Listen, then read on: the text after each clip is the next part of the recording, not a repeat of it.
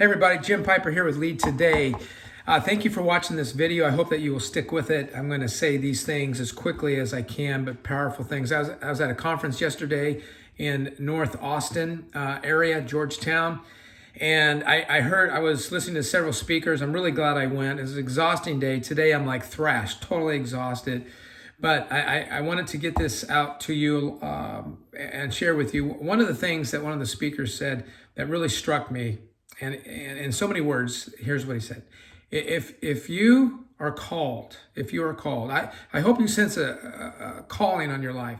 If you are called in any shape or form or any fashion to lead people, if you're called in any way to be a leader, to lead people, whether that's a business leader, whether it's a ministry leader, a pastor, in the social sector, nonprofit, a teacher, a coach, coaching, athletics, what have you, a corporate leader, in whatever capacity, if you have this calling, I'm not talking about a job, if you sense a calling, a sense of responsibility to lead people well, then you're also called to problems.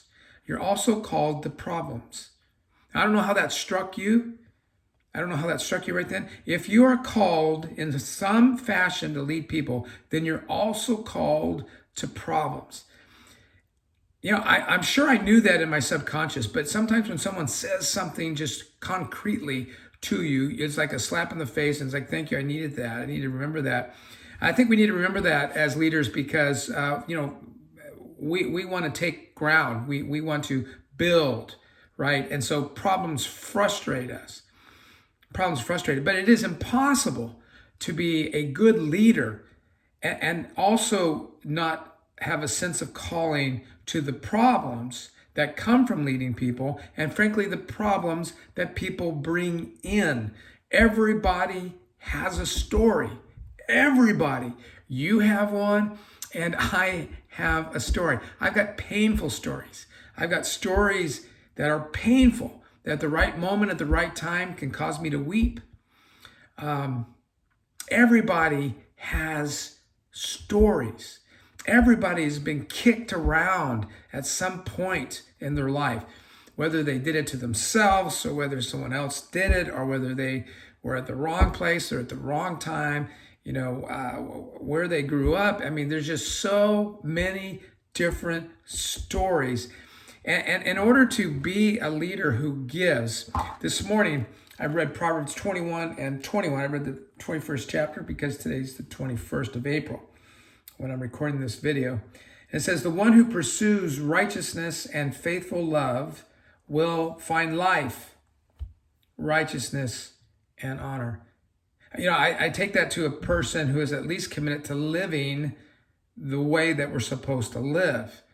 And that almost always brings us into a place where we shepherd people, we care for people.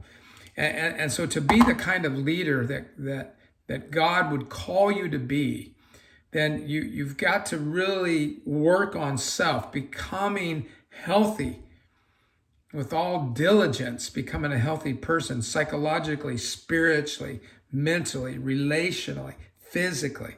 It's important to ground yourself in faith. Where do you get your information? Who has your ear? I know for me, sometimes I just have to lock myself away from the world, and I've got to open up the Bible and get grounded, and to be around the right kind of people enough so that when I venture out beyond that safe bubble, I need a safe place to get strong so that when I venture out beyond the circles of that unsafe place, I've got something to give from health.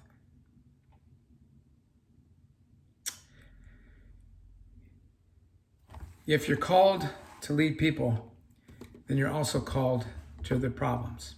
They bring them into your business. They bring them into your ministry. They bring them into your home. They bring them into your life. They bring them into the line that you're waiting in. They bring them into the traffic of life. They bring them in. and we are also called to those problems.